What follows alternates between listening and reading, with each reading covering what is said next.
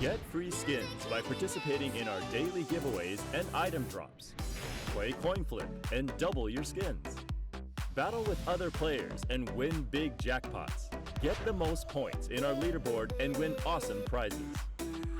Invite your friends and earn free coins. The best place to battle your Dota to skins. DotaToHunt.com. Why the hell is this hero that seemingly got no big buffs recently is suddenly in the top 20 most picked heroes with an outstanding 53% win rate in very high MMR pubs?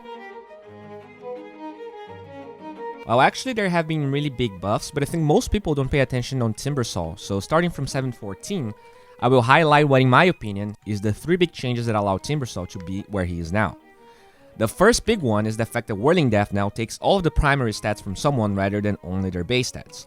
This means that the spell scales much better into the late game. A Huskar that was level 20 in the past would lose about 140 HP from the Whirling Death stat removal because, well, Huskar probably had items and armlet and none of that strength was being removed. But now, Huskar loses about 540 HP, which is, a 3 times increase in HP, and we can all agree this is a massive change.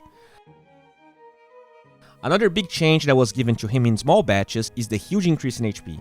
He went from a 2.1 strength gain hero to a 3.2 with added 2 base strength at the start, so the new Timbersaw at level 20 has 460 extra HP in comparison to the old one, which is also pretty massive, but to me, the 2 changes that actually allow this hero to truly become what he is now are the following.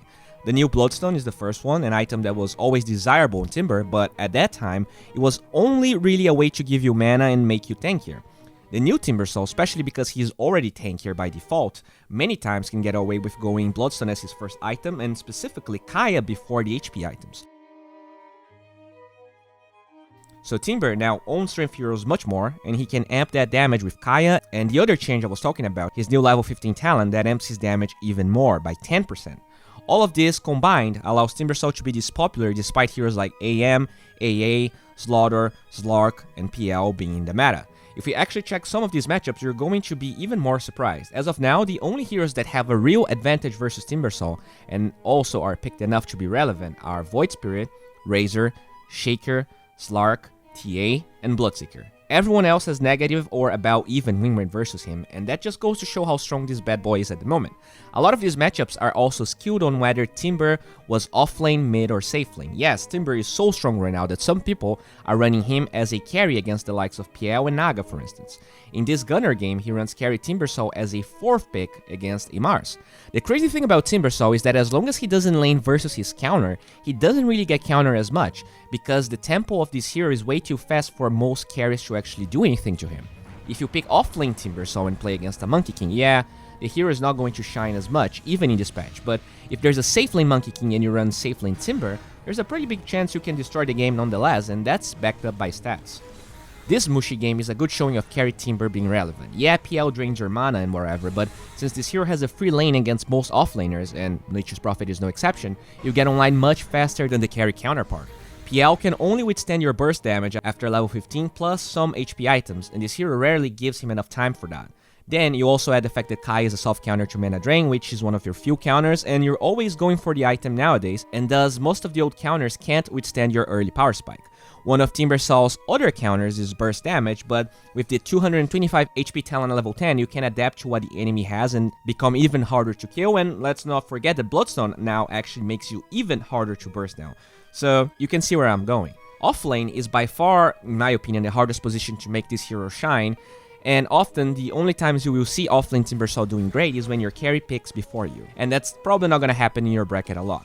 This is a great example. Pasha's carry 5th pick Slark and gets countered by a Naga pick, allowing Pasha to 8th pick a Timbersaw.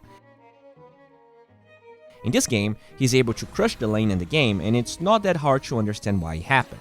When you don't have that going for you though, like in this Resolution game, where he gets countered by a Bloodseeker and a Nyx after going for an early Timber pick.